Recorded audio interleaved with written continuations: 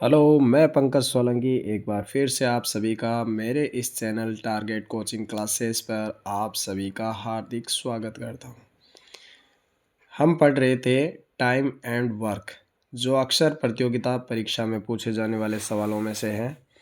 यहाँ देखिए, हमें प्रश्न में क्या कह रहा है कि ए, बी व सी किसी कार्य को करने में क्रमशः 10 दिन, 12 दिन व 15 दिन का समय लगाता है।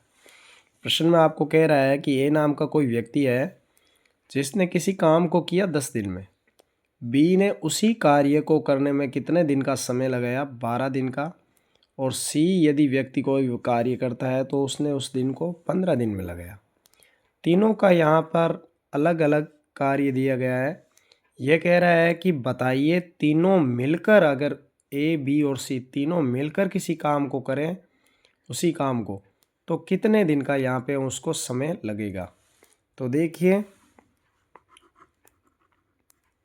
यहाँ पर आपको जो दिया गया है उससे आपका एक फॉर्मूला आपको याद रखना पड़ेगा कि ए व्यक्ति किसी काम को, मान लीजिए यहाँ हम लिखते हैं, माना ए व्यक्ति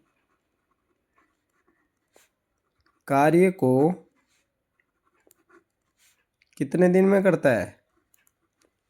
कार्य को मान लेते हैं एक्स दिन में करता है। कितने दिन में? एक्स दिन में। बी व्यक्ति उसी काम को कितने दिन में करता है? वाई दिन में करता है। और सी व्यक्ति उसी काम को कितने दिन में करता है? जेड दिन में।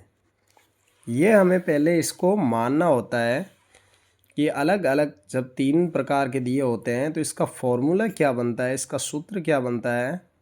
सूत्र ये कहता है कि ए, बी और सी तीनों अगर मिलकर उस कार्य को कर रहा है तो किया गया कार्य के दिनों की आप गुणा कर दीजिए, एक्स गुणा वाई गुणा जेड के रूप में।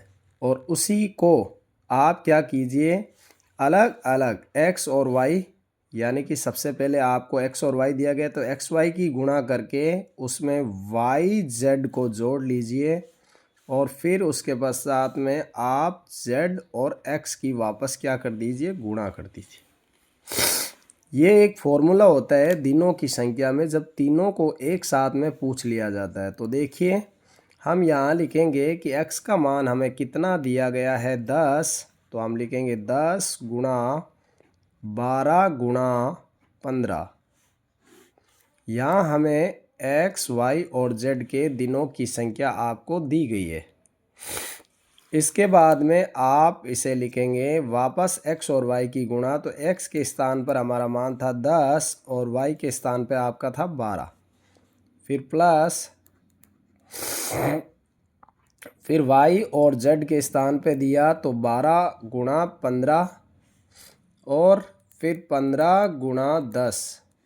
इस प्रकार से इनको लिखा जाता है। ये लिखने के बाद में आप इन्हें सबसे पहले गुणा करके योग कर लीजिए। तो 10 की 12 से गुणा कर लीजिए तो ये हो गया आपका 120। और 120 की आप फिर 15 से गुणा करेंगे। वैसे ही 10 की 12 से गुणा किया तो कहोगे 120।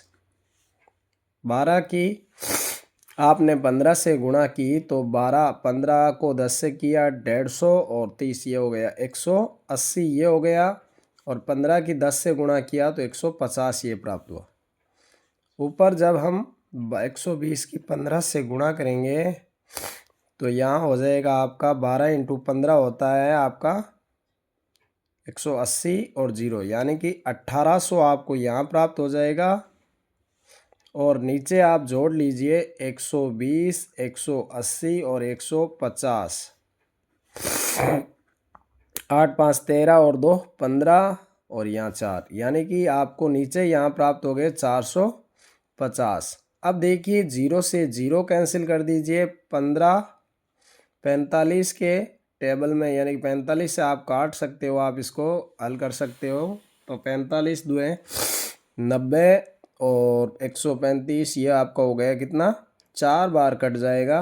तो यहाँ दिनों की संख्या आपको प्राप्त हो जाएगी 4 दिन।